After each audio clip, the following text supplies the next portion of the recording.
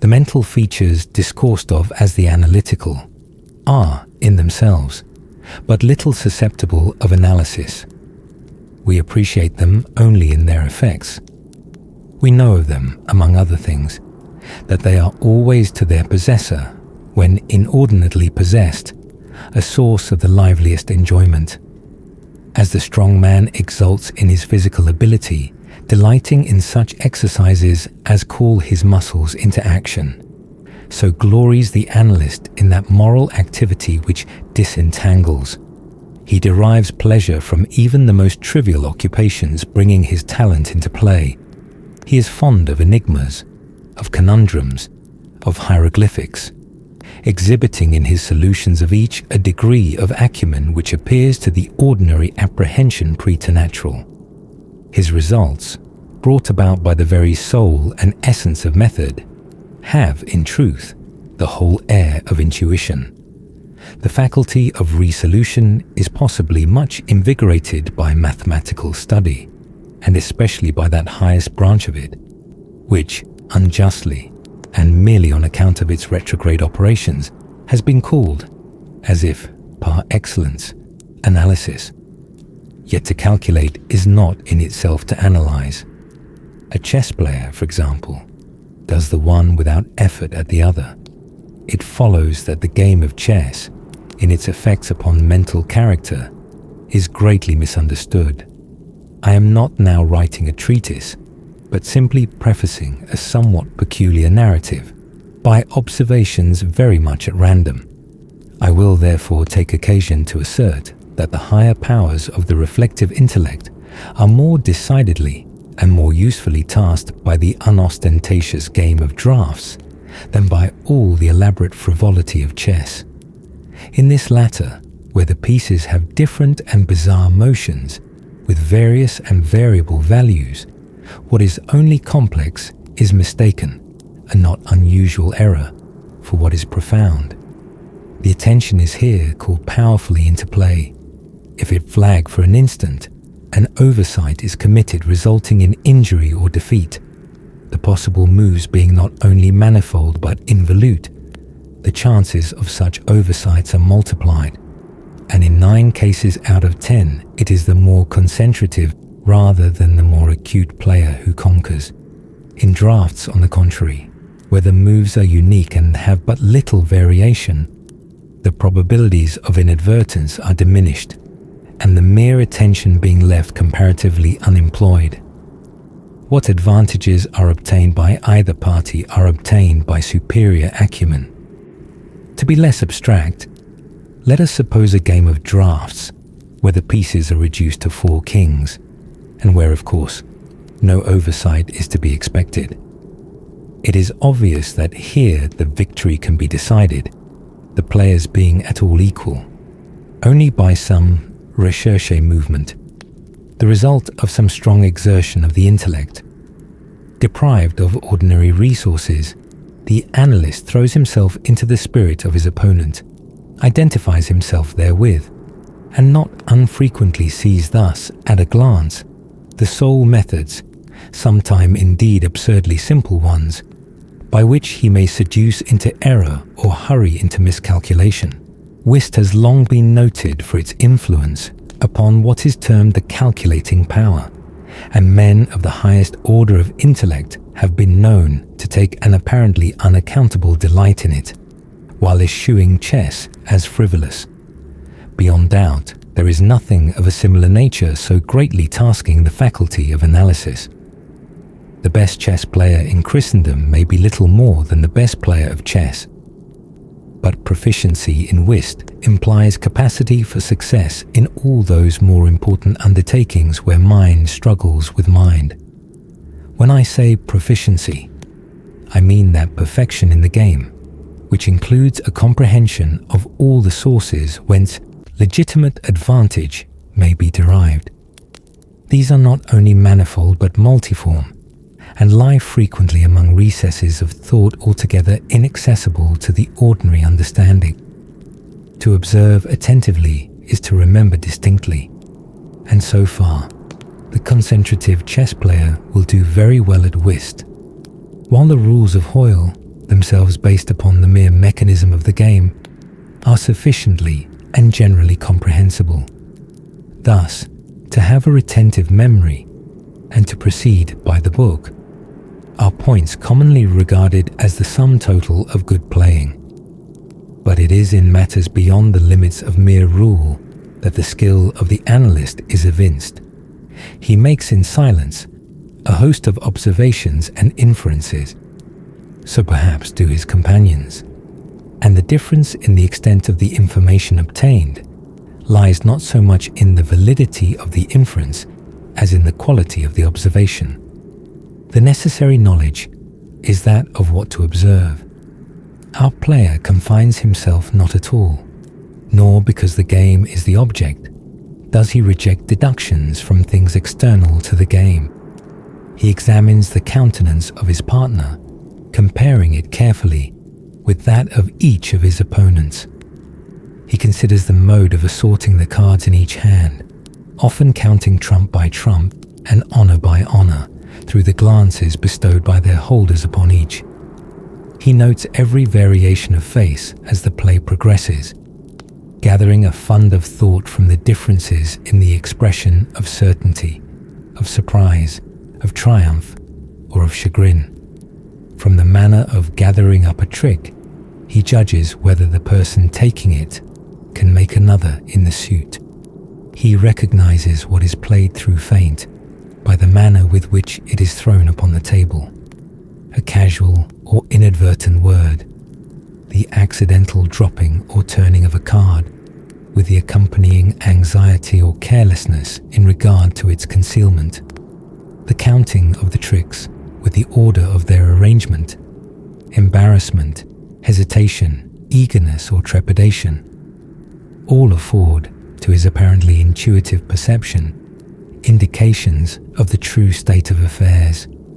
The first 2 or 3 rounds having been played, he is in full possession of the contents of each hand, and thenceforward puts down his cards with as absolute a precision of purpose as if the rest of the party had turned outward the faces of their own. The analytical power should not be confounded with ample ingenuity, for while the analyst is necessarily ingenious, the ingenious man is often remarkably incapable of analysis. The constructive or combining power by which ingenuity is usually manifested, and to which the phrenologists, I believe erroneously, have assigned a separate organ, supposing it a primitive faculty, has been so frequently seen in those whose intellect bordered otherwise upon idiocy as to have attracted general observation among writers on morals. Between ingenuity and the analytic ability, there exists a difference far greater indeed than that between the fancy and the imagination, but of a character very strictly analogous. It will be found, in fact, that the ingenious are always fanciful, and the truly imaginative never otherwise than analytic. The narrative which follows will appear to the reader somewhat in the light of a commentary upon the propositions just advanced. Residing in Paris during the spring and part of the summer of 1830, I there became acquainted with a Monsieur C. Auguste Dupin. This young gentleman was of an excellent, indeed of an illustrious family, but, by a variety of untoward events, had been reduced to such poverty that the energy of his character succumbed beneath it, and he ceased to bestir himself in the world, or to care for the retrieval of his fortunes. By courtesy of his creditors, there still remained in his possession a small remnant of his patrimony, and upon the income arising from this, he managed, by means of a rigorous economy, to procure the necessaries of life, without troubling himself about its superfluities. Books, indeed, were his sole luxuries, and in Paris these are easily obtained. Our first meeting was at an obscure library in the Rue Morgue, where the accident of our both being in search of the same very rare and very remarkable volume brought us into closer communion. We saw each other again and again. I was deeply interested in the little family history which he detailed to me with all that candour which a Frenchman indulges whenever mere self is his theme. I was astonished, too, at the vast extent of his reading, and above all, I felt my soul enkindled within me by the wild fervour and the vivid freshness of his imagination. Seeking in Paris the objects I then sought, I felt that the society of such a man would be to me a treasure beyond price, and this feeling I frankly confided to him. It was at length arranged that we should live together during my stay in the city, and as my worldly circumstances were somewhat less embarrassed than his own, I was permitted to be at the expense of renting and furnishing in a style which suited the rather fantastic gloom of our common temper. A time-eaten and grotesque mansion, long deserted through superstitions into which we did not inquire, and tottering to its fall in a retired and desolate portion of the Faubourg Saint-Germain.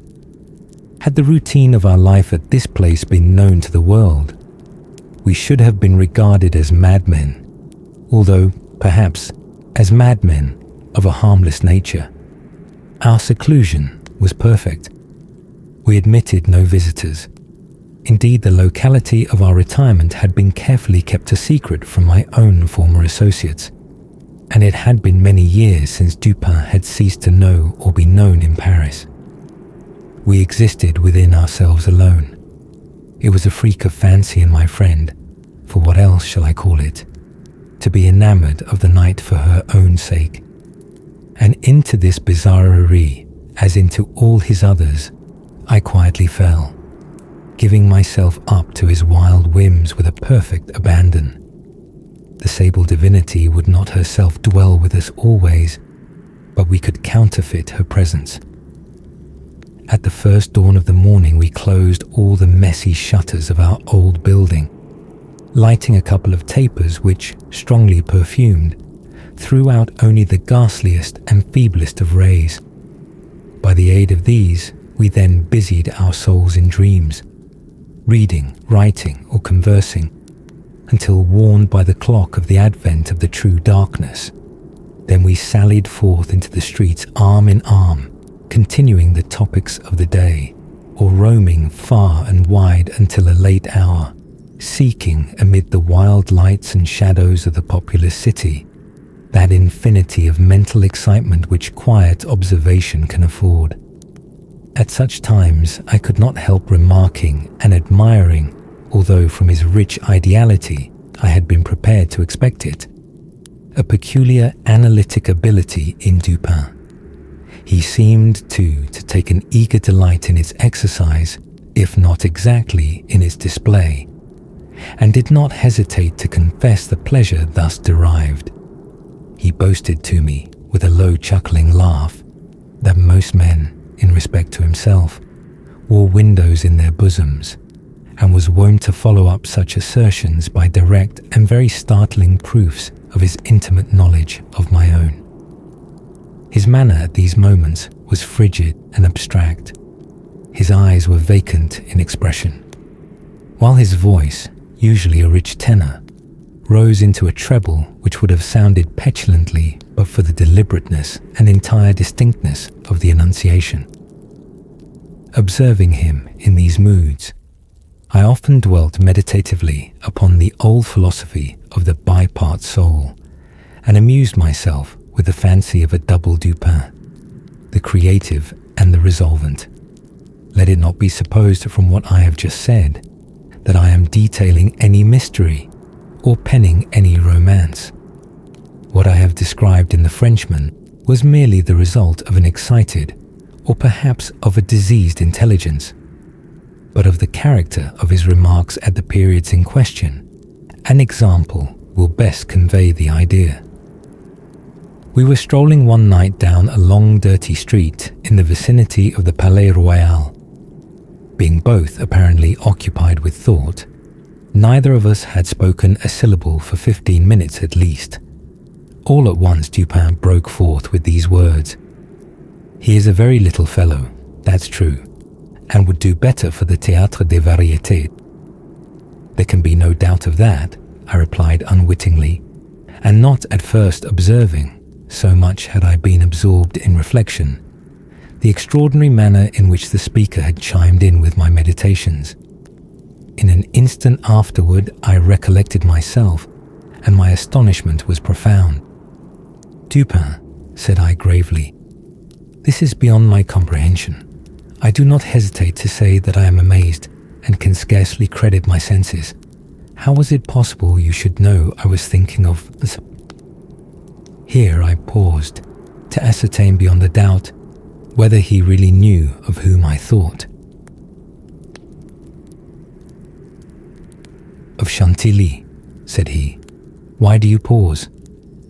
"You were remarking to yourself that his diminutive figure unfitted him for tragedy. This was precisely what had formed the subject of my reflections. Chantilly was a quondam cobbler of the Rue Saint-Denis, who, becoming stage mad, had attempted the role of Xerxes in Crébillon's tragedy so called, and been notoriously pasquinaded for his pains. Tell me, for heaven's sake," I exclaimed, "the method, if method there is, by which you have been enabled to fathom my soul in this matter." In fact, I was even more startled than I would have been willing to express. "It was the fruiterer," replied my friend, "who brought you to the conclusion that the mender of souls was not of sufficient height for Xerxes et id genus omne." "The fruiterer, you astonish me. I know no fruiterer whomsoever." "The man who ran up against you as we entered the street. It may have been 15 minutes ago." I now remembered that, in fact, a fruiterer, carrying upon his head a large basket of apples, had nearly thrown me down by accident as we passed from the Rue C into the thoroughfare where we stood. But what this had to do with Chantilly, I could not possibly understand. There was not a particle of charlatanerie about Dupin. "I will explain," he said, "and that you may comprehend all clearly, we will first retrace the course of your meditations from the moment in which I spoke to you until that of the rencontre with the fruiterer in question. The larger links of the chain run thus: Chantilly, Orion, Doctor; Nichols, Epicurus, Stereotomy, the street stones, the fruiterer. There are few persons who have not, at some period of their lives, amused themselves in retracing the steps by which particular conclusions of their own minds have been attained. The occupation is often full of interest, and he who attempts it for the first time is astonished by the apparently illimitable distance and incoherence between the starting point and the goal. What then must have been my amazement when I heard the Frenchman speak what he had just spoken, and when I could not help acknowledging that he had spoken the truth. He continued, "We had been talking of horses, if I remember aright, just before leaving the Rue C.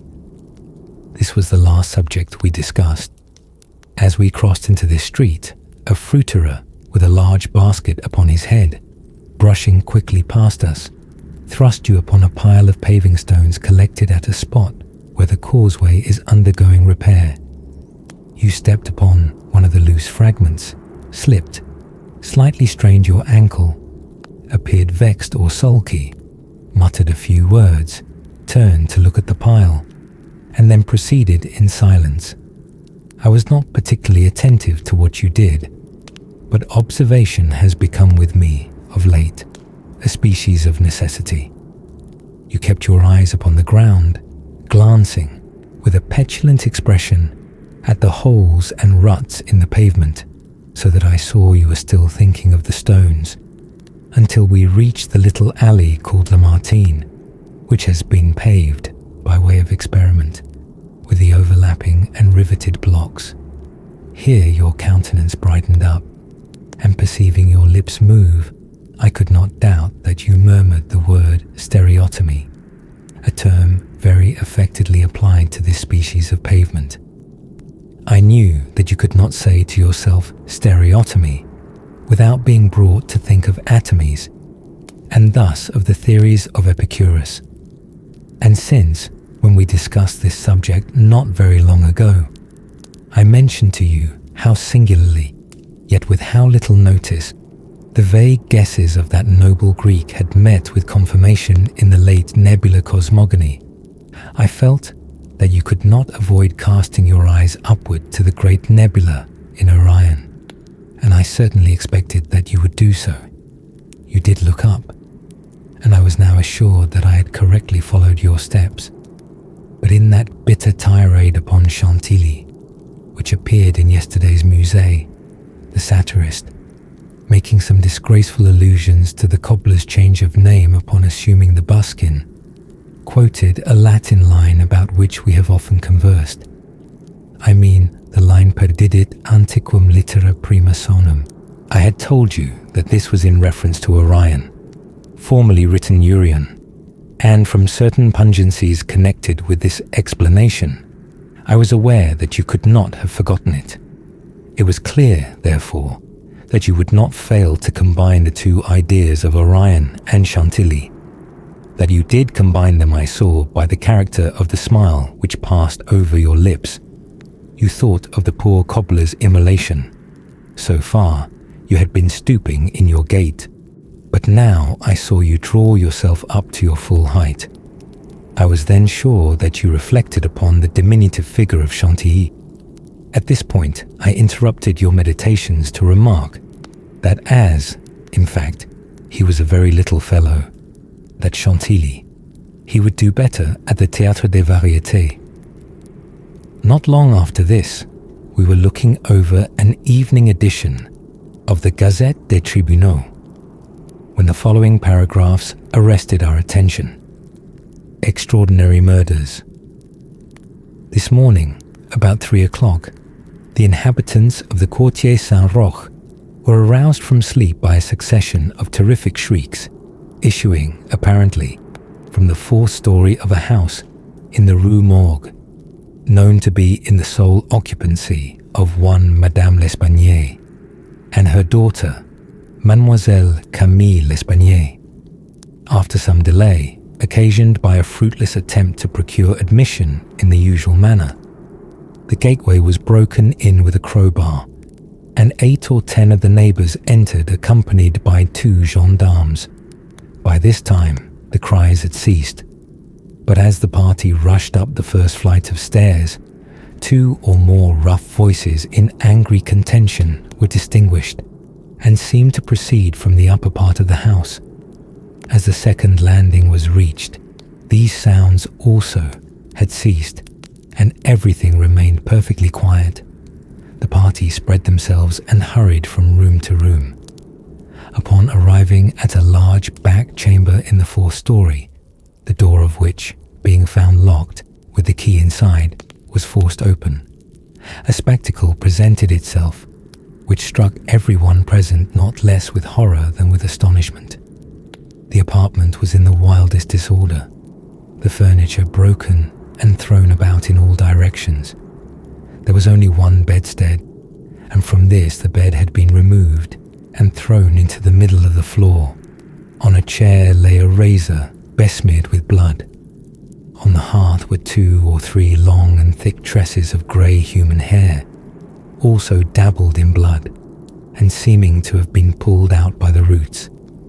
Upon the floor were found 4 Napoleons, an earring of topaz, 3 large silver spoons, 3 smaller of metal d'Alger, and 2 bags containing nearly 4,000 francs in gold. The drawers of a bureau which stood in one corner were open, and had been apparently rifled, although many articles still remained in them. A small iron safe was discovered under the bed, not under the bedstead. It was open, with the key still in the door.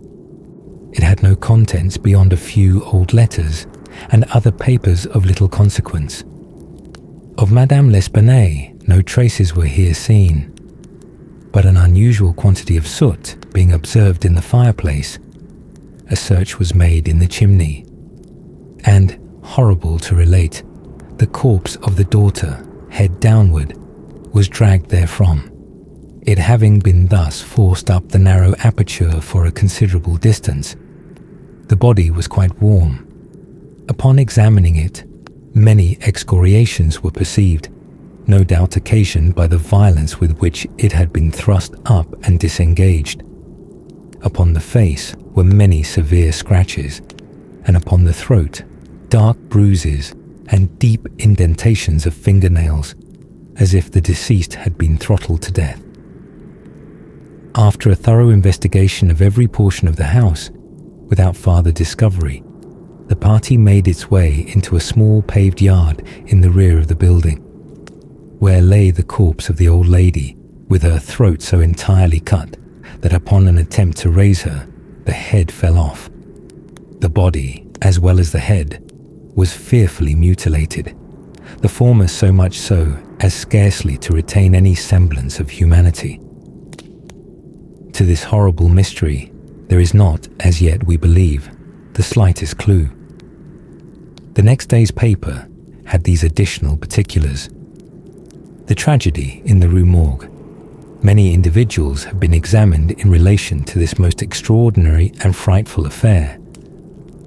The word affair has not yet, in France, that levity of import which it conveys with us, but nothing whatever has transpired to throw light upon it. We give below all the material testimony elicited. Pauline Dubourg, laundress, deposes that she has known both the deceased for 3 years, having washed for them during that period. The old lady and her daughter seemed on good terms, very affectionate towards each other. They were excellent pay, could not speak in regard to their mode or means of living, believed that Madame L. told fortunes for a living, was reputed to have money put by, never met any persons in the house when she called for the clothes or took them home, was sure that they had no servant in employ. There appeared to be no furniture in any part of the building, except in the 4th story. Pierre Moreau, tobacconist, deposes that he has been in the habit of selling small quantities of tobacco and snuff to Madame L'Espanaye for nearly 4 years, was born in the neighborhood, and has always resided there. The deceased and her daughter had occupied the house in which the corpses were found for more than 6 years. It was formerly occupied by a jeweler who underlet the upper rooms to various persons. The house was the property of Madame L. She became dissatisfied with the abuse of the premises by her tenant and moved into them herself, refusing to let any portion. The old lady was childish. Witness had seen the daughter some 5 or 6 times during the 6 years. The two lived an exceedingly retired life, were reputed to have money, had heard it said among the neighbors that Madame L. told fortunes, did not believe it, had never seen any person enter the door except the old lady and her daughter, a porter once or twice, and a physician some 8 or 10 times. Many other persons, neighbors, gave evidence to the same effect. No one was spoken of as frequenting the house. It was not known whether there were any living connections of Madame L. and her daughter. The shutters of the front windows were seldom opened. Those in the rear were always closed, with the exception of the large back room, 4th story. The house was a good house, not very old. Isidore Muset, gendarme, deposes that he was called to the house about 3 o'clock in the morning and found some 20 or 30 persons at the gateway endeavouring to gain admittance. Forced it open at length with a bayonet, not with a crowbar. Had but little difficulty in getting it open on account of its being a double or folding gate and bolted neither at bottom nor top. The shrieks were continued until the gate was forced and then suddenly ceased. They seemed to be screams of some person or persons in great agony, were loud and drawn out, not short and quick. Witness led the way upstairs. Upon reaching the first landing, heard 2 voices in loud and angry contention. the one a gruff voice, the other much shriller, a very strange voice. Could distinguish some words of the former, which was that of a Frenchman. Was positive that it was not a woman's voice. Could distinguish the words sacré and diable. The shrill voice was that of a foreigner. Could not be sure whether it was the voice of a man or of a woman. Could not make out what was said, but believed the language to be Spanish. The state of the room and of the bodies was described by this witness as we described them yesterday. Henri Duval, a neighbour, and by trade a silversmith, deposes that he was one of the party who first entered the house, corroborates the testimony of Musset in general. As soon as they forced an entrance, they reclosed the door to keep out the crowd, which collected very fast, notwithstanding the lateness of the hour. The shrill voice, this witness thinks, was that of an Italian, was certain it was not French, could not be sure that it was a man's voice. It might have been a woman's, was not acquainted with the Italian language, could not distinguish the words, but was convinced by the intonation that the speaker was an Italian. Knew Madame L. and her daughter, had conversed with both frequently, was sure that the shrill voice was not that of either of the deceased. Odenheimer, restaurateur. This witness volunteered his testimony. Not speaking French, was examined through an interpreter. Is a native of Amsterdam. Was passing the house at the time of the shrieks. They lasted for several minutes, probably 10. They were long and loud, very awful and distressing. Was one of those who entered the building. Corroborated the previous evidence in every respect but one. Was sure that the shrill voice was that of a man, of a Frenchman. Could not distinguish the words uttered. They were loud and quick, unequal, spoken apparently in fear as well as in anger. The voice was harsh, not so much shrill as harsh. Could not call it a shrill voice. The gruff voice said repeatedly, sacré, diable, and once, mon Dieu. Jules Mignot, banker of the firm of Mignot et Fils, Rue de Lorraine, is the elder Mignot. Madame L'Espanaye had some property, had opened an account with his banking house in the spring of the year, 8 years previously, made frequent deposits in small sums, had checked for nothing until the third day before her death, when she took out in person the sum of 4,000 francs. This sum was paid in gold, and a clerk went home with the money. Adolphe Lebon, clerk to Mignot et Fils, deposed that on the day in question, about noon, he accompanied Madame L'Espanaye to her residence with the 4,000 francs, put up in 2 bags. Upon the door being opened, Mademoiselle L. appeared and took from his hands one of the bags, while the old lady relieved him of the other. He then bowed and departed. Did not see any person in the street at the time. It is a by-street, very lonely. William Bird, Taylor deposes that he was one of the party who entered the house, is an Englishman, has lived in Paris 2 years, was one of the first to ascend the stairs, heard the voices in contention. The gruff voice was that of a Frenchman. Could make out several words but cannot now remember all. Heard distinctly sacré and mon Dieu.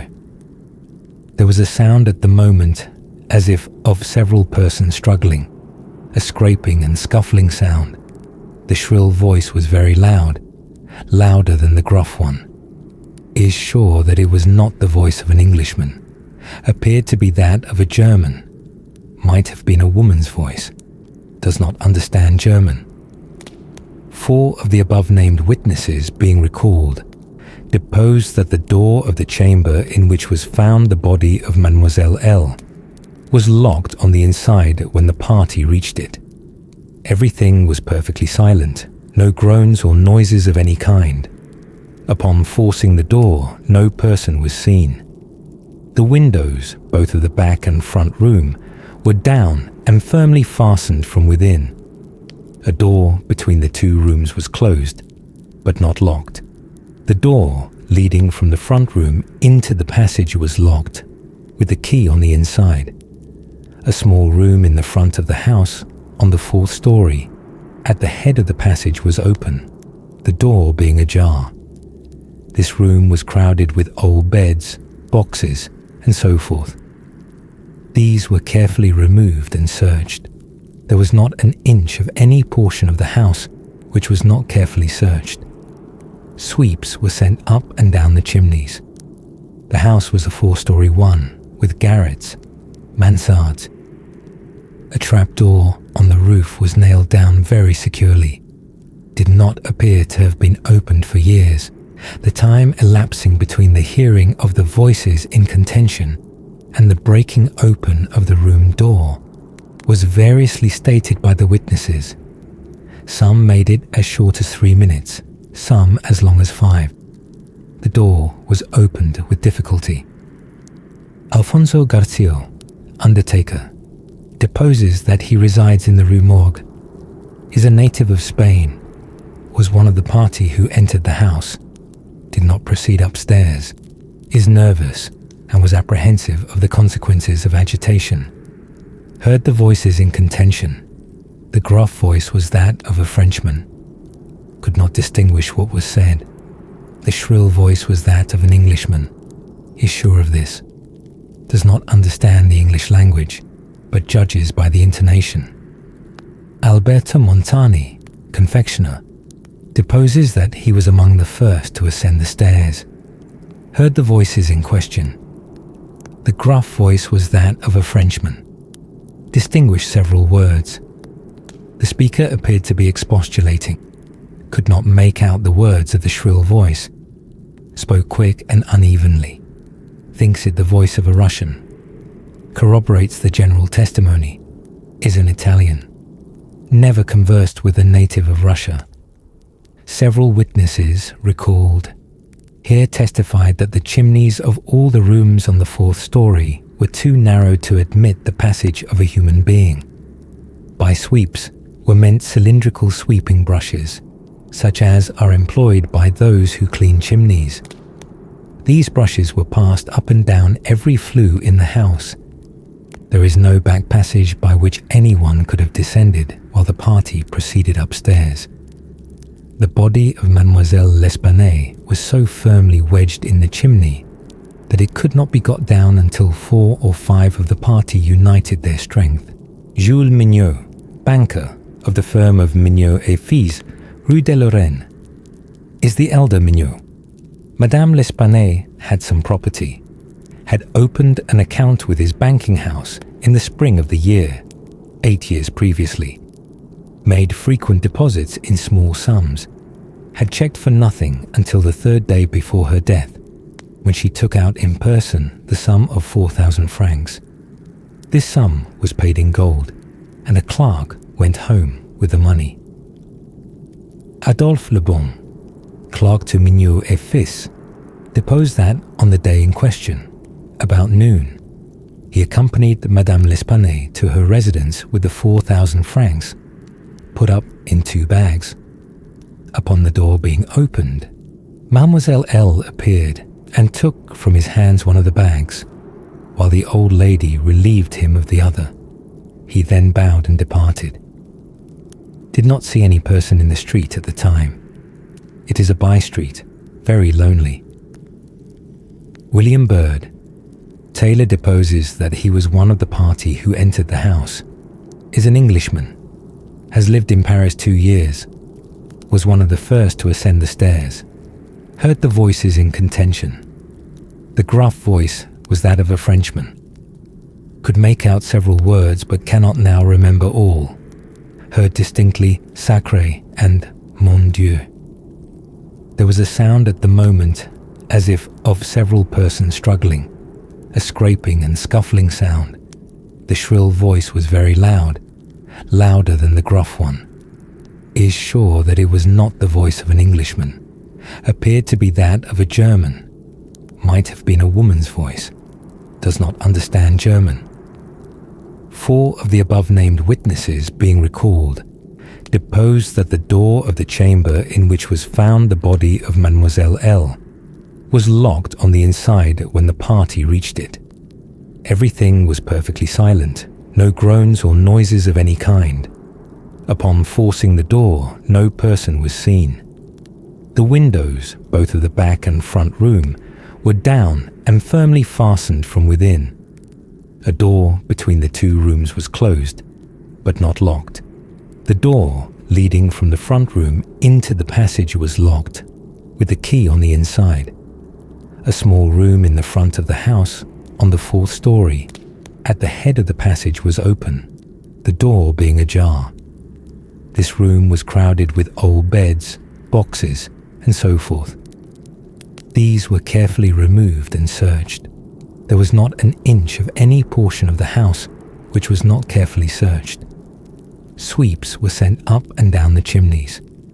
The house was a 4-story one, with garrets, mansards. A trapdoor on the roof was nailed down very securely. Did not appear to have been opened for years. The time elapsing between the hearing of the voices in contention and the breaking open of the room door was variously stated by the witnesses. Some made it as short as 3 minutes, some as long as 5. The door was opened with difficulty. Alfonso Garcia, undertaker, deposes that he resides in the Rue Morgue, is a native of Spain, was one of the party who entered the house, did not proceed upstairs, is nervous and was apprehensive of the consequences of agitation. Heard the voices in contention. The gruff voice was that of a Frenchman. Could not distinguish what was said. The shrill voice was that of an Englishman. Is sure of this. Does not understand the English language, but judges by the intonation. Alberto Montani, confectioner, deposes that he was among the first to ascend the stairs. Heard the voices in question. The gruff voice was that of a Frenchman. Distinguished several words. The speaker appeared to be expostulating. Could not make out the words of the shrill voice. Spoke quick and unevenly. Thinks it the voice of a Russian. Corroborates the general testimony. Is an Italian. Never conversed with a native of Russia. Several witnesses recalled. Here testified that the chimneys of all the rooms on the 4th story were too narrow to admit the passage of a human being. By sweeps were meant cylindrical sweeping brushes, such as are employed by those who clean chimneys. These brushes were passed up and down every flue in the house. There is no back passage by which anyone could have descended while the party proceeded upstairs. The body of Mademoiselle L'Espanaye was so firmly wedged in the chimney that it could not be got down until 4 or 5 of the party united their strength. Paul Dumas, physician, deposes that he was called to view the bodies about daybreak. They were both then lying on the sacking of the bedstead in the chamber where Mademoiselle L was found. The corpse of the young lady was much bruised and excoriated. The fact that it had been thrust up the chimney would sufficiently account for these appearances. The throat was greatly chafed. There were several deep scratches just below the chin, together with a series of livid spots which were evidently the impression of fingers. The face was fearfully discolored, and the eyeballs protruded. The tongue had been partially bitten through. A large bruise was discovered upon the pit of the stomach, produced apparently by the pressure of a knee. In the opinion of M. Dumas, Mademoiselle L'Espanaye had been throttled to death by some person or persons unknown. The corpse of the mother was horribly mutilated. All the bones of the right leg and arm were more or less shattered. The left tibia much splintered, as well as all the ribs of the left side. Whole body dreadfully bruised and discolored. It was not possible to say how the injuries had been inflicted. A heavy club of wood, or a broad bar of iron, a chair, any large, heavy and obtuse weapon, would have produced such results if wielded by the hands of a very powerful man. No woman could have inflicted the blows with any weapon. The head of the deceased, when seen by witness, was entirely separated from the body and was also greatly shattered. The throat had evidently been cut with some very sharp instrument, probably with a razor. Alexandre Etienne Surgeon was called with M. Dumas to view the bodies, corroborated the testimony and the opinions of M. Dumas. Nothing farther of importance was elicited, although several other persons were examined. A murder so mysterious and so perplexing in all its particulars was never before committed in Paris, if indeed a murder has been committed at all. The police are entirely at fault, an unusual occurrence in affairs of this nature. There is not, however, the shadow of a clue apparent. The evening edition of the paper stated that the greatest excitement still continued in the Quartier Saint-Roch, that the premises in question had been carefully researched and fresh examinations of witnesses instituted, but all to no purpose. A postscript, however, mentioned that Adolphe Le Bon had been arrested and imprisoned, although nothing appeared to criminate him beyond the facts already detailed. Dupin seemed singularly interested in the progress of this affair, at least so I judged from his manner, for he made no comments. It was only after the announcement that Le Bon had been imprisoned that he asked me my opinion respecting the murders. I could merely agree with all Paris in considering them an insoluble mystery. I saw no means by which it would be possible to trace the murderer. "We must not judge of the means," said Dupin, "by this shell of an examination. The Parisian police so much extolled for acumen are cunning, but no more. There is no method in their proceedings beyond the method of the moment. They make a vast parade of measures, but not unfrequently, these are so ill adapted to the objects proposed as to put us in mind of Monsieur Jourdain's calling for his robe de chambre, pour mieux entendre la musique. The results attained by them are not unfrequently surprising, but, for the most part, are brought about by simple diligence and activity. When these qualities are unavailing, their schemes fail. Vidocq, for example, was a good guesser and a persevering man, but without educated thought, he erred continually by the very intensity of his investigations. He impaired his vision by holding the object too close.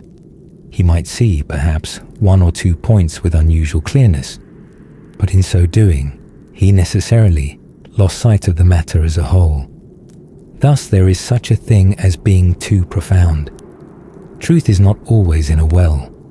In fact, as regards the more important knowledge, I do believe that she is invariably superficial. The depth lies in the valleys where we seek her, and not upon the mountain tops where she is found. The modes and sources of this kind of error are well typified in the contemplation of the heavenly bodies.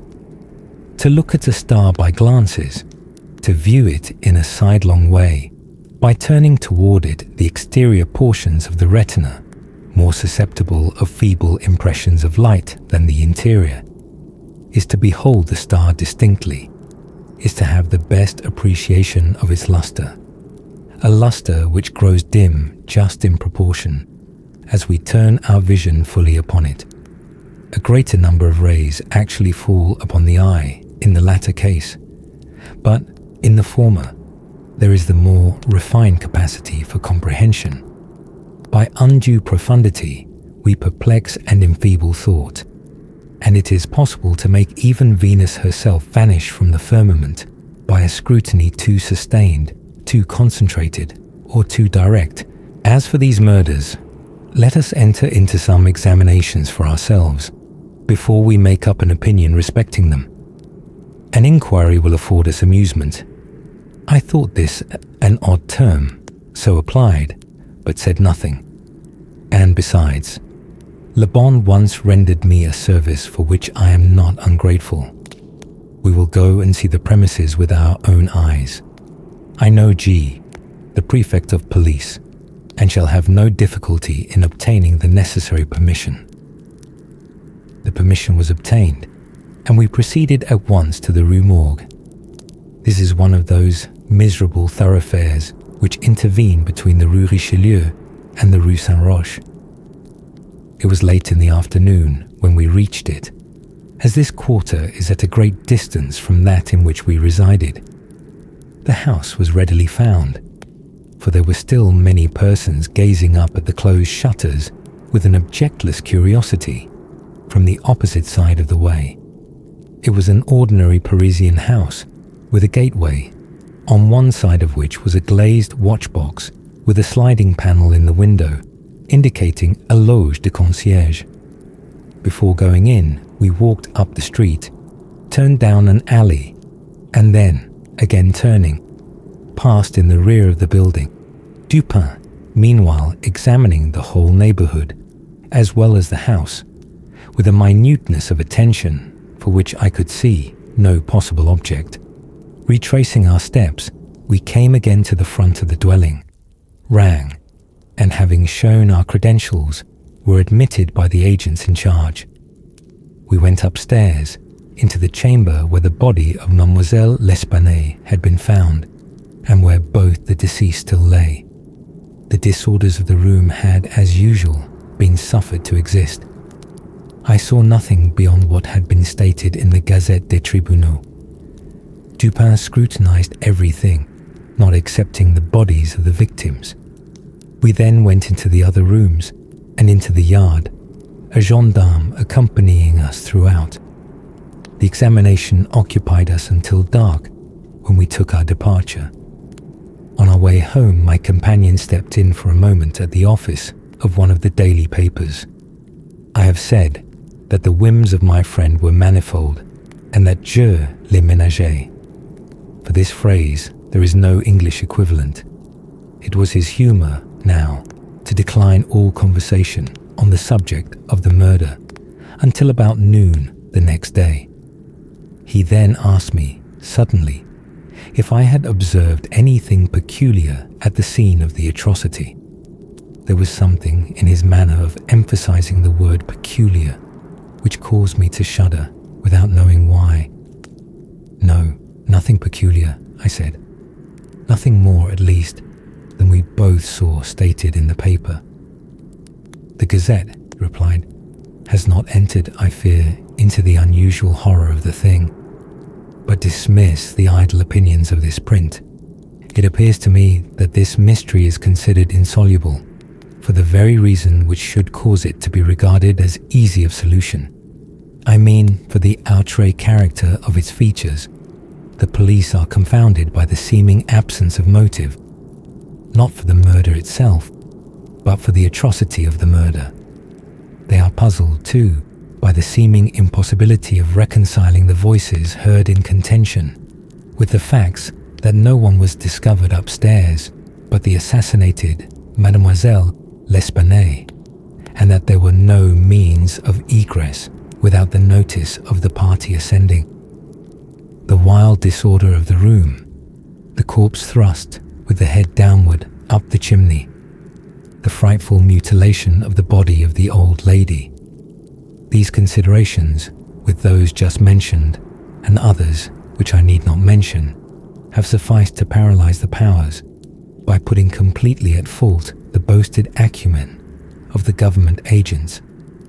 They have fallen into the gross but common error of confounding the unusual with the abstruse. But it is by these deviations from the plane of the ordinary that reason feels its way, if at all, in its search for the true. In investigations such as we are now pursuing, it should not be so much asked what has occurred, as what has occurred that has never occurred before. In fact, the facility with which I shall arrive, or have arrived, at the solution of this mystery is in the direct ratio of its apparent insolubility in the eyes of the police. I stared at the speaker in mute astonishment. "I am now awaiting," continued he, looking toward the door of our apartment, I am now awaiting a person who, although perhaps not the perpetrator of these butcheries, must have been in some measure implicated in their perpetration. Of the worst portion of the crimes committed, it is probable that he is innocent. I hope that I am right in this supposition, for upon it I build my expectation of reading the entire riddle. I look for the man here, in this room, every moment. It is true that he may not arrive, but the probability is that he will. Should he come, it will be necessary to detain him. Here are pistols, and we both know how to use them when occasion demands their use. I took the pistols, scarcely knowing what I did, or believing what I heard, while Dupin went on, very much as if in a soliloquy. I have already spoken of his abstract manner at such times. His discourse was addressed to myself, but his voice, although by no means loud, had that intonation which is commonly employed in speaking to someone at a great distance. His eyes, vacant in expression, regarded only the wall. That the voices heard in contention, he said, by the party upon the stairs, were not the voices of the women themselves, was fully proved by the evidence. This relieves us of all doubt upon the question whether the old lady could have first destroyed the daughter and afterward have committed suicide. I speak of this point chiefly for the sake of method, for the strength of Madame L'Espanaye would have been utterly unequal to the task of thrusting her daughter's corpse up the chimney as it was found, and the nature of the wounds upon her own person entirely preclude the idea of self-destruction. Murder, then, has been committed by some third party, and the voices of this third party were those heard in contention. Let me now advert, not to the whole testimony respecting these voices, but to what was peculiar in that testimony. Did you observe anything peculiar about it? I remarked that, while all the witnesses agreed in supposing the gruff voice to be that of a Frenchman, there was much disagreement in regard to the shrill, or as one individual termed it, the harsh voice. That was the evidence itself, said Dupin, but it was not the peculiarity of the evidence. You have observed nothing distinctive, yet there was something to be observed. The witnesses, as you remarked, agreed about the gruff voice. They were here unanimous. But in regard to the shrill voice, the peculiarity is not that they disagreed, but that while an Italian, an Englishman, a Spaniard, a Hollander, and a Frenchman attempted to describe it, each one spoke of it as that of a foreigner. Each is sure that it was not the voice of one of his own countrymen. Each likens it, not to the voice of an individual of any nation with whose language he is conversant, but the converse. The Frenchman supposes it the voice of a Spaniard, and might have distinguished some words had he been acquainted with the Spanish. The Dutchman maintains it to have been that of a Frenchman, but we find it stated that, not understanding French, this witness was examined through an interpreter. The Englishman thinks it the voice of a German, and does not understand German. The Spaniard is sure that it was that of an Englishman, but judges by the intonation altogether, as he has no knowledge of the English. The Italian believes it the voice of a Russian, but has never conversed with a native of Russia. A second Frenchman differs, moreover, with the first, and is positive that the voice was that of an Italian, but not being cognizant of that tongue, is, like the Spaniard, convinced by the intonation. Now, how strangely unusual must that voice have really been, about which such testimony as this could have been elicited, in whose tones even denizens of the 5 great divisions of Europe could recognize nothing familiar. You will say that it might have been the voice of an Asiatic, of an African. Neither Asiatics nor Africans abound in Paris, but without denying the inference, I will now merely call your attention to 3 points. The voice is turned by one witness, harsh, rather than shrill. It is represented by two others to have been quick and unequal. No words, no sounds resembling words, were by any witness mentioned as distinguishable. I know not, continued Dupin, what impression I may have made so far upon your own understanding, but I do not hesitate to say that legitimate deductions even from this portion of the testimony, the portion respecting the gruff and shrill voices, are in themselves sufficient to engender a suspicion which should give direction to all farther progress in the investigation of the mystery. I said legitimate deductions, but my meaning is not thus fully expressed. I design to imply that the deductions are the sole proper ones, and that the suspicion arises inevitably from them as the single result. What the suspicion is, however, I will not say just yet. I merely wish you to bear in mind that, with myself, it was sufficiently forcible to give a definite form, a certain tendency, to my inquiries in the chamber. Let us now transport ourselves, in fancy, to this chamber. What shall we first seek here? The means of egress employed by the murderers. It is not too much to say that neither of us believe in preternatural events. Madame and Mademoiselle L'Espanaye were not destroyed by spirits. The doers of the deed were material and escaped materially. Then how? Fortunately, there is but one mode of reasoning upon the point, and that mode must lead us to a definite decision. Let us examine, each by each, the possible means of egress. It is clear that the assassins were in the room where Mademoiselle L'Espanaye was found, or at least in the room adjoining, when the party ascended the stairs. It is then only from these two apartments that we have to seek issues. The police have laid bare the floors, the ceilings, and the masonry of the walls in every direction. No secret issues could have escaped their vigilance, but, not trusting to their eyes, I examined with my own. There were, then, no secret issues. Both doors leading from the rooms into the passage were securely locked, with the keys inside. Let us turn to the chimneys. These, although of ordinary width for some 8 or 10 feet above the hearths, will not admit, throughout their extent, the body of a large cat. The impossibility of egress, by means already stated, being thus absolute, we are reduced to the windows. Through those of the front room, no one could have escaped without notice from the crowd in the street. The murderers must have passed then through those of the back room. Now, brought to this conclusion in so unequivocal a manner as we are, it is not our part as reasoners to reject it on account of apparent impossibilities. It is only left for us to prove that these apparent impossibilities are in reality not such. There are 2 windows in the chamber. One of them is unobstructed by furniture and is wholly visible. The lower portion of the other is hidden from view by the head of the unwieldy bedstead, which is thrust close up against it. The former was found securely fastened from within.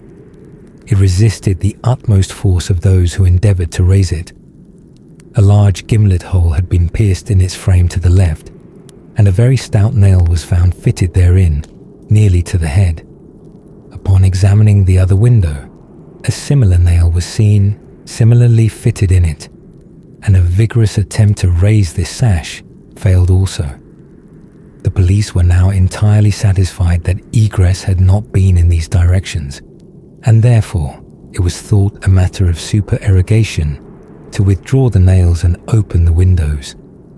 My own examination was somewhat more particular, and was so for the reason I have just given, because here it was, I knew, that all apparent impossibilities must be proved to be not such in reality. I proceeded to think thus, a posteriori. The murderers did escape from one of these windows.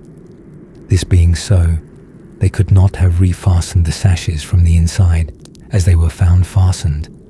The consideration which put a stop through its obviousness, to the scrutiny of the police in this quarter.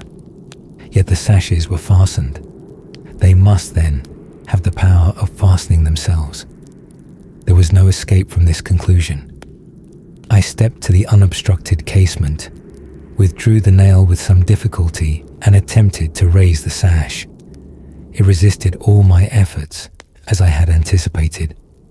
A concealed spring must, I now know, exist, and this corroboration of my idea convinced me that my premises, at least, were correct, however mysterious still appeared the circumstances attending the nails. A careful search soon brought to light the hidden spring. I pressed it, and, satisfied with the discovery, forbore to upraise the sash. I now replaced the nail and regarded it attentively. A person passing out through this window might have reclosed it, and the spring would have caught, but the nail could not have been replaced. The conclusion was plain, and again narrowed in the field of my investigations. The assassins must have escaped through the other window. Supposing then the springs upon each sash to be the same, as was probable, there must be found a difference between the nails, or at least between the modes of their fixture. Getting upon the sacking of the bedstead, I looked over the headboard minutely at the second casement. Passing my hand down behind the board, I readily discovered and pressed the spring, which was, as I had supposed, identical in character with its neighbor. I now looked at the nail.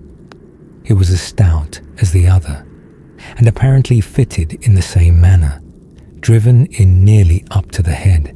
You will say that I was puzzled, but if you think so, you must have misunderstood the nature of the inductions. To use a sporting phrase, I had not been once at fault. The scent had never for an instant been lost. There was no flaw in any link of the chain. I had traced the secret to its ultimate result, and that result was the nail. It had, I say, in every respect, the appearance of its fellow in the other window. But this fact was an absolute nullity, conclusive as it might seem to be, when compared with the consideration that here, at this point, terminated the clue. There must be something wrong, I said, about the nail. I touched it, and the head, with about 1/4 of an inch of the shank, came off in my fingers. The rest of the shank was in the gimlet hole where it had been broken off. The fracture was an old one, for its edges were encrusted with rust, and had apparently been accomplished by the blow of a hammer, which had partially embedded, in the top of the bottom sash, the head portion of the nail. I now carefully replaced this head portion in the indentation whence I had taken it, and the resemblance to a perfect nail was complete. The fissure was invisible. Pressing the spring, I gently raised the sash for a few inches. The head went up with it, remaining firm in its bed.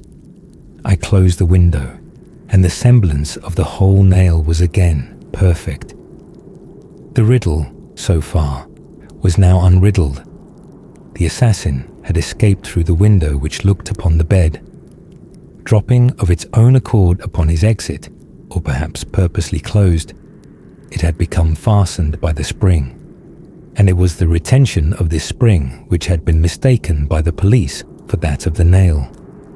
Farther inquiry being thus considered unnecessary. The next question is that of the mode of descent. Upon this point, I had been satisfied in my walk with you around the building. About 5.5 feet from the casement in question, there runs a lightning rod. From this rod, it would have been impossible for anyone to reach the window itself, to say nothing of entering it. I observed, however, that the shutters of the 4th story were of the peculiar kind called by Parisian carpenters ferrades, a kind rarely employed at the present day, but frequently seen upon very old mansions at Lyons and Bordeaux. They are in the form of an ordinary door, a single, not a folding door, except that the lower half is latticed or worked in open trellis. thus affording an excellent hold for the hands. In the present instance, these shutters are fully 3.5 feet broad. When we saw them from the rear of the house, they were both about half open. That is to say, they stood off at right angles from the wall. It is probable that the police, as well as myself, examined the back of the tenement, but if so, in looking at these facades in the line of their breadth, as they must have done, they did not perceive this great breadth itself, or at all events, failed to take it into due consideration. In fact, having once satisfied themselves that no egress could have been made in this quarter, they would naturally bestow here a very cursory examination. It was clear to me, however, that the shutter belonging to the window at the head of the bed would, if swung fully back to the wall, reach to within 2 feet of the lightning rod. It was also evident that, by exertion of a very unusual degree of activity and courage, an entrance into the window from the rod might have been thus effected. By reaching to the distance of 2.5 feet, we now suppose the shutter open to its whole extent. A robber might have taken a firm grasp upon the trellis work, letting go then his hold upon the rod, placing his feet securely against the wall, and springing boldly from it.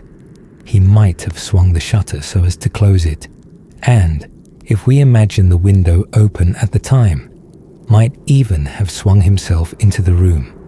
I wish you to bear especially in mind that I have spoken of a very unusual degree of activity as requisite to success in so hazardous and so difficult a feat.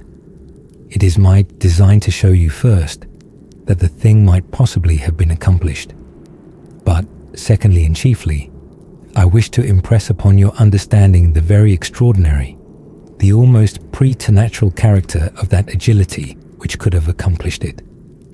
You will say, no doubt, using the language of the law, that to make out my case, I should rather undervalue than insist upon a full estimation of the activity required in this matter. This may be the practice in law, but it is not the usage of reason. My ultimate object is only the truth. My immediate purpose is to lead you to place in juxtaposition that very unusual activity of which I have just spoken, with a very peculiar shrill or harsh and unequal voice, about whose nationality no two persons could be found to agree, and in whose utterance no syllabification could be detected.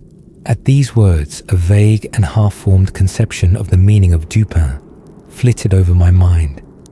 I seemed to be upon the verge of comprehension without power to comprehend. As men, at times, find themselves upon the brink of remembrance without being able, in the end, to remember. My friend went on with his discourse. You will see, he said, that I have shifted the question from the mode of egress to that of ingress. It was my design to convey the idea that both were effected in the same manner, at the same point. Let us now revert to the interior of the room. Let us survey the appearances here. The drawers of the bureau, it is said, had been rifled, although many articles of apparel still remained within them. The conclusion here is absurd. It is a mere guess, a very silly one, and no more. How are we to know that the articles found in the drawers were not all these drawers had originally contained? Madame L'Espanaye and her daughter lived an exceedingly retired life, saw no company, seldom went out, had little use for numerous changes of habiliment. Those found were at least of as good quality as any likely to be possessed by these ladies. If a thief had taken any, why did he not take the best? Why did he not take all? In a word, why did he abandon 4,000 francs in gold to encumber himself with a bundle of linen? The gold was abandoned. Nearly the whole sum mentioned by Monsieur Mignot, the banker, was discovered, in bags, upon the floor. I wish you, therefore, to discard from your thoughts the blundering idea of motive, engendered in the brains of the police by that portion of the evidence which speaks of money delivered at the door of the house. coincidences 10 times as remarkable as this, the delivery of the money and murder committed within 3 days upon the party receiving it, happen to all of us every hour of our lives without attracting even momentary notice. Coincidences, in general, are great stumbling blocks in the way of that class of thinkers who have been educated to know nothing of the theory of probabilities, that theory to which the most glorious objects of human research are indebted for the most glorious of illustration. In the present instance, had the gold been gone, the fact of its delivery 3 days before would have formed something more than a coincidence. It would have been corroborative of this idea of motive. But, under the real circumstances of the case, if we are to suppose gold the motive of this outrage, we must also imagine the perpetrator so vacillating an idiot as to have abandoned his gold and his motive together. Keeping now steadily in mind the points to which I have drawn your attention, that peculiar voice, that unusual agility, and that startling absence of motive in a murder so singularly atrocious as this, let us glance at the butchery itself. Here is a woman strangled to death by manual strength and thrust up a chimney, head downward. Ordinary assassins employ no such modes of murder as this. Least of all, do they thus dispose of the murdered. In the manner of thrusting the corpse up the chimney, you will admit that there was something excessively outre, something altogether irreconcilable with our common notions of human action, even when we suppose the actors the most depraved of men. Think, too, how great must have been that strength which could have thrust the body up such an aperture so forcibly that the united vigour of several persons was found barely sufficient to drag it down. Turn now to other indications of the employment of a vigour most marvellous. On the hearth were thick tresses, very thick tresses, of grey human hair. These had been torn out by the roots. You are aware of the great force necessary in tearing thus from the head even 20 or 30 hairs together. You saw the locks in question as well as myself. Their roots, a hideous sight, were clotted with fragments of the flesh of the scalp, sure token of the prodigious power which had been exerted in uprooting perhaps 500,000 of hairs at a time. The throat of the old lady was not merely cut, but the head absolutely severed from the body. The instrument was a mere razor. I wish you also to look at the brutal ferocity of these deeds. Of the bruises upon the body of Madame L'Espanaye I do not speak. Monsieur Dumas and his worthy coadjutor, Monsieur Etienne, have pronounced that they were inflicted by some obtuse instrument, and so far these gentlemen are very correct. The obtuse instrument was clearly the stone pavement in the yard, upon which the victim had fallen from the window which looked in upon the bed.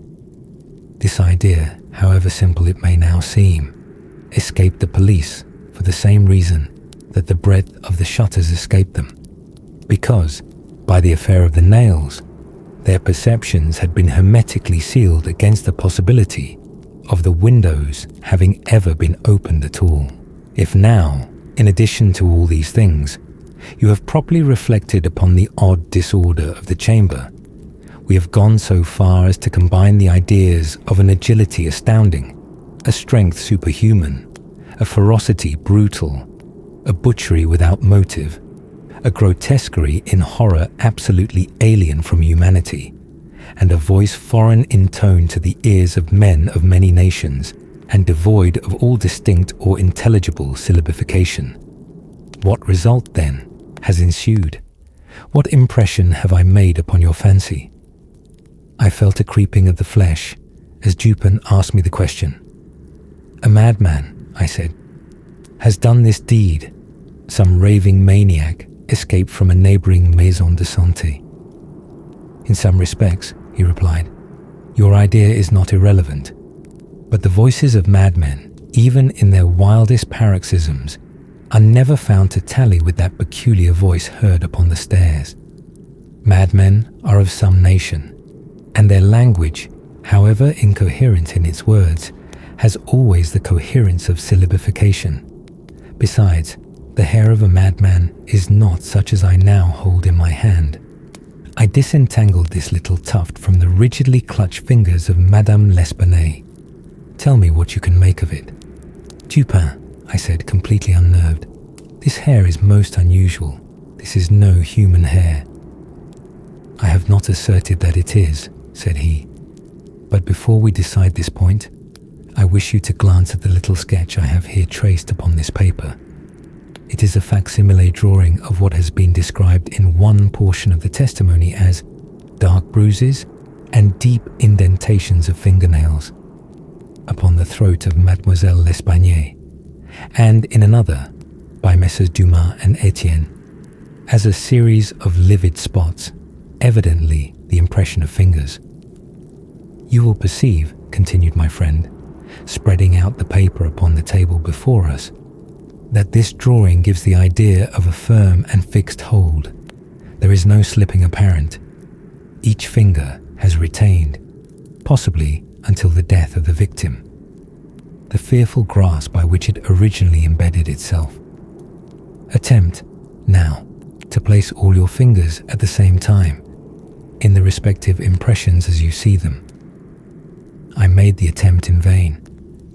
We are possibly not giving this matter a fair trial, he said. The paper is spread out upon a plain surface, but the human throat is cylindrical.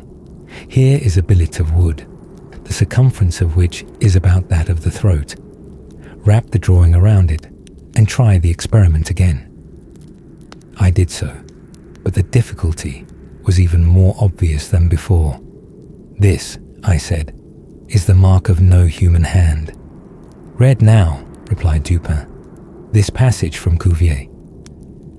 It was a minute, anatomical and generally descriptive account of the large fulvus orang-utan of the East Indian Islands. The gigantic stature, the prodigious strength and activity, the wild ferocity, and the imitative propensities of these mammalia are sufficiently well known to all. I understood the full horrors of the murder once. The description of the digits, said I, as I made an end of reading, is in exact accordance with this drawing. I see that no animal but an orang-utan of the species here mentioned could have impressed the indentations as you have traced them. This tuft of tawny hair, too, is identical in character with that of the beast of Cuvier. But I cannot possibly comprehend the particulars of this frightful mystery.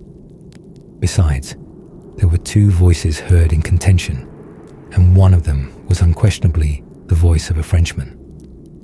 True, and you will remember an expression attributed almost unanimously by the evidence to this voice, the expression, Mon Dieu. This, under the circumstances, has been justly characterized by one of the witnesses, Montani, the confectioner, as an expression of remonstrance or expostulation. Upon these two words, therefore, I have mainly built my hopes of a full solution of the riddle. A Frenchman was cognizant of the murder. It is possible, indeed it is far more than probable, that he was innocent of all participation in the bloody transactions which took place.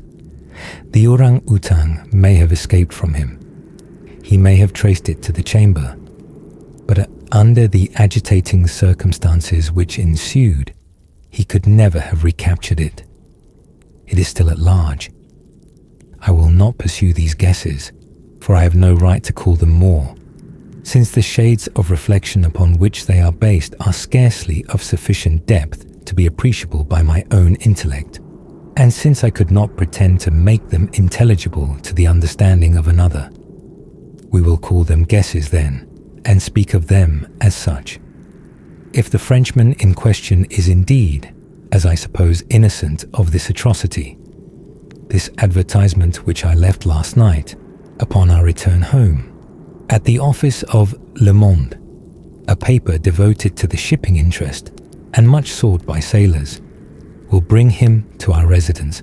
He handed me a paper, and I read thus: Caught in the Bois de Boulogne early in the morning of the inset, the morning of the murder, a very large tawny orang-utang of the Bornese species. The owner, who is ascertained to be a sailor belonging to a Maltese vessel, may have the animal again upon identifying it satisfactorily and paying a few charges arising from its capture and keeping. Call at number Rue Faubourg Saint-Germain au Troisième.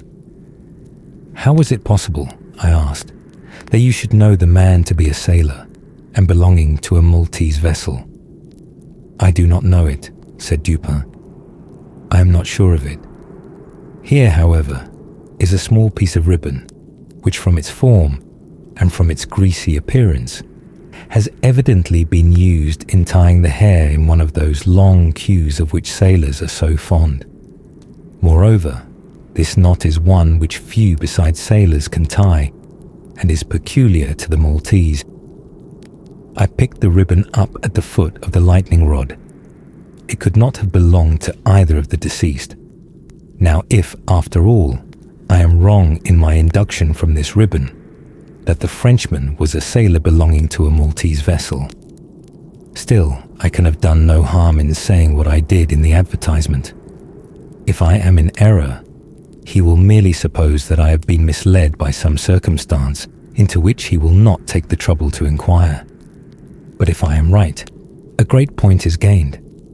Cognizant, although innocent of the murder, the Frenchman will naturally hesitate about replying to the advertisement, about demanding the orang-utang. He will reason thus: I am innocent, I am poor, my orang-utang is of great value, to one in my circumstances a fortune of itself.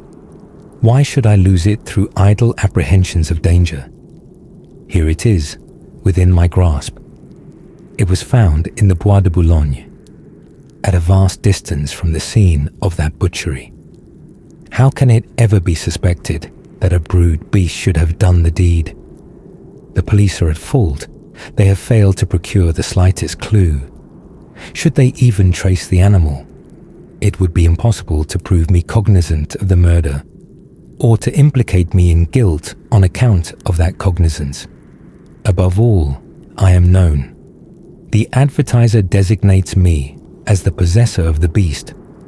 I am not sure to what limit his knowledge may extend.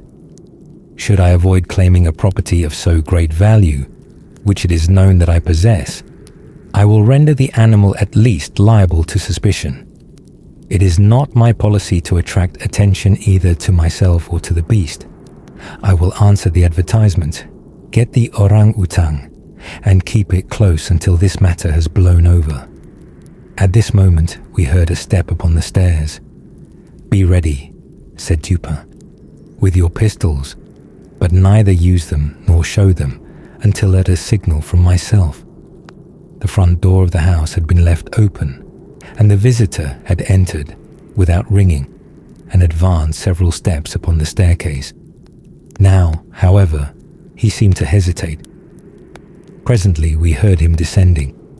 Dupin was moving quickly to the door when we again heard him coming up. He did not turn back a second time, but stepped up with decision and rapped at the door of our chamber. Come in, said Dupin, in a cheerful and hearty tone. A man entered. He was a sailor, evidently, a tall, stout, and muscular-looking person, with a certain daredevil expression of countenance, not altogether unprepossessing. His face, greatly sunburnt, was more than half hidden by a whisker and mustachio. He had with him a huge oaken cudgel, but appeared to be otherwise unarmed. He bowed awkwardly and bade us good evening in French accents, which, although somewhat Neufchatelish, were still sufficiently indicative of a Parisian origin. Sit down, my friend, said Dupin. I suppose you have called about the orang-utang. Upon my word, I almost envy you the possession of him. A remarkably fine, and no doubt a very valuable animal. How old do you suppose him to be? The sailor drew a long breath, with the air of a man relieved of some intolerable burden, and then replied in an assured tone, "I have no way of telling, but he can't be more than 4 or 5 years old. Have you got him here?" "Oh no, we had no conveniences for keeping him here. He's at a livery stable in the Rue Morgue just by. You can get him in the morning. Of course you're prepared to identify the property." "To be sure I am, sir." "I shall be sorry to part with him," said Dupin. "I don't mean that you should be at all this trouble for nothing, sir," said the man. "Couldn't expect it. Am very willing to pay a reward for the finding of the animal. That is to say, anything in reason." "Well," replied my friend, "that is all very fair, to be sure. Let me think. What should I have? Oh, I will tell you. My reward shall be this. You shall give me all the information in your power about these murders in the Rue Morgue." Dupin said the last words in a very low tone, and very quietly. Just as quietly, too, he walked toward the door, locked it, and put the key in his pocket. He then drew a pistol from his bosom and placed it, without the least flurry, upon the table. The sailor's face flushed up as if he were struggling with suffocation. He started to his feet and grasped his cudgel, but the next moment he fell back into his seat, trembling violently, and with the countenance of death itself. He spoke not a word. I pitied him from the bottom of my heart. "My friend," said Dupin, in a kind tone, "you are alarming yourself unnecessarily. You are indeed. We mean you no harm whatever. I pledge you the honor of a gentleman and of a Frenchman that we intend you no injury. I perfectly well know that you are innocent of the atrocities in the Rue Morgue. It will not do, however, to deny that you are in some measure implicated in them. From what I have already said, you must know that I have had means of information about this matter, means of which you could never have dreamed. Now the thing stands thus. You have done nothing which you could have avoided, nothing certainly, which renders you culpable. You are not even guilty of robbery, when you might have robbed with impunity. You have nothing to conceal. You have no reason for concealment. On the other hand, you are bound by every principle of honor to confess all you know. An innocent man is now imprisoned, charged with that crime of which you can point out the perpetrator." The sailor had recovered his presence of mind in a great measure, while Dupin uttered these words, but his original boldness of bearing was all gone. "So help me God," said he, after a brief pause. "I will tell you all I know about this affair, but I do not expect you to believe one half I say. I would be a fool indeed if I did. Still, I am innocent, and I will make a clean breast if I die for it." What he stated was, in substance, this. He had lately made a voyage to the Indian archipelago. A party, of which he formed one, landed at Borneo and passed into the interior on an excursion of pleasure. Himself and a companion had captured the orang-outan. This companion dying, the animal fell into his own exclusive possession. After great trouble, occasioned by the intractable ferocity of his captive during the home voyage, he at length succeeded in lodging it safely at his own residence in Paris, where, not to attract toward himself the unpleasant curiosity of his neighbors, he kept it carefully secluded until such time as it should recover from a wound in the foot, received from a splinter on board ship. His ultimate design was to sell it. Returning home from some sailor's frolic the night, or rather in the morning of the murder, he found the beast occupying his own bedroom, into which it had broken from a closet adjoining, where it had been, as was thought, securely confined. Razor in hand and fully lathered, it was sitting before a looking-glass, attempting the operation of shaving, in which it had no doubt previously watched its master through the keyhole of the closet.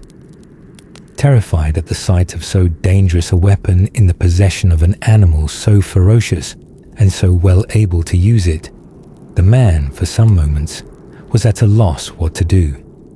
He had been accustomed, however, to quiet the creature, even in its fiercest moods, by the use of a whip, and to this he now resorted. Upon sight of it, the orang-utang sprang at once through the door of the chamber, down the stairs, and thence, through a window, unfortunately open, into the street.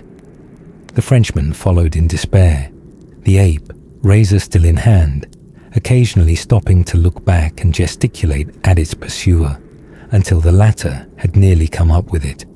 It then again made off. In this manner, the chase continued for a long time.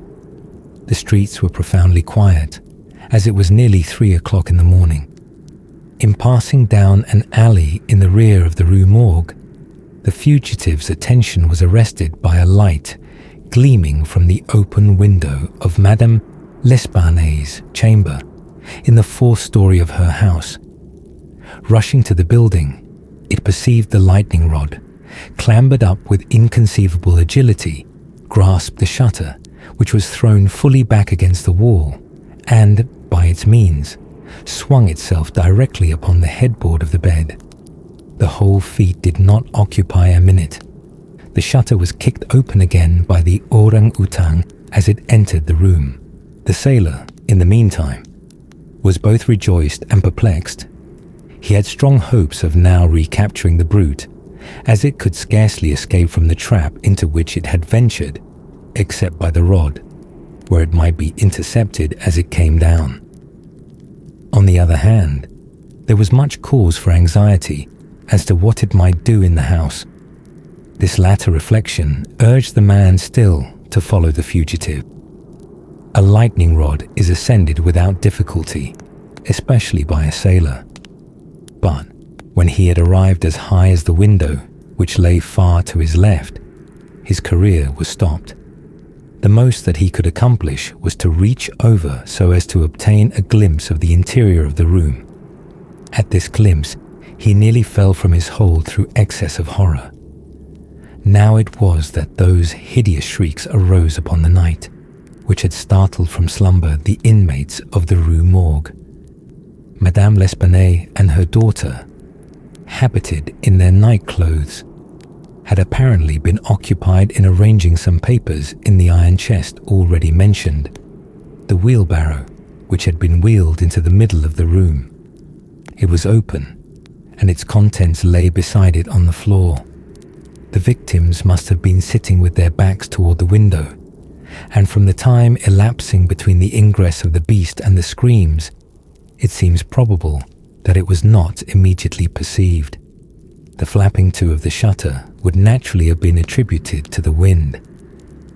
As the sailor looked in, the gigantic animal had seized Madame L'Espanaye by the hair, which was loose as she had been combing it, and was flourishing the razor about her face in imitation of the motions of a barber. The daughter lay prostrate and motionless. She had swooned. The screams and struggles of the old lady, during which the hair was torn from her head, had the effect of changing the probably pacific purposes of the orang-utang into those of wrath. With one determined sweep of its muscular arm, it nearly severed her head from her body. The sight of blood inflamed its anger into frenzy.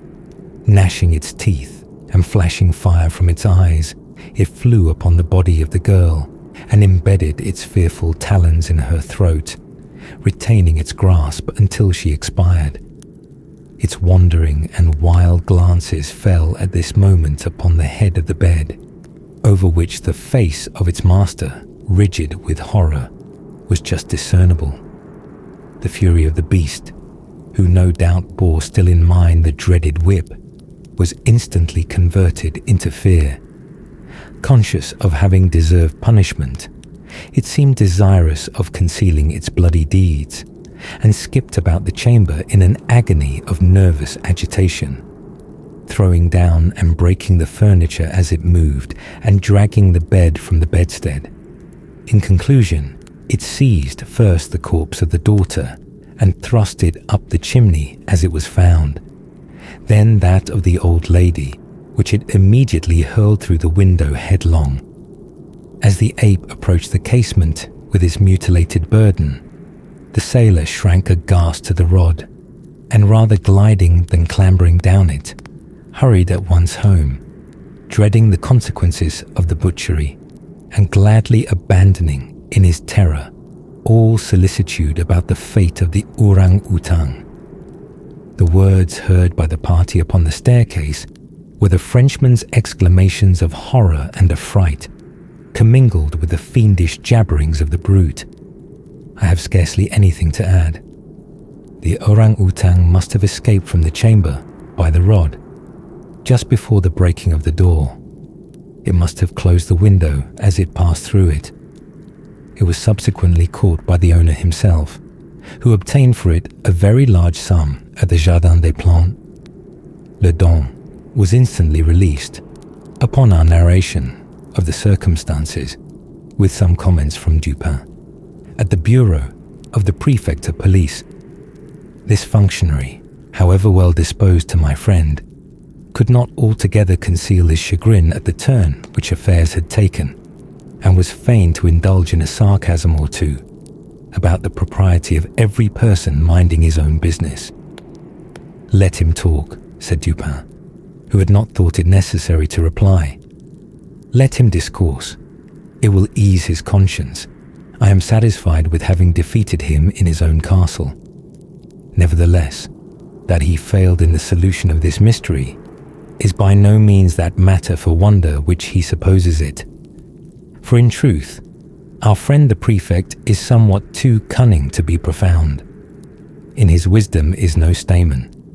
It is all head and no body, like the pictures of the goddess Laverna, or at best all head and shoulders, like a codfish.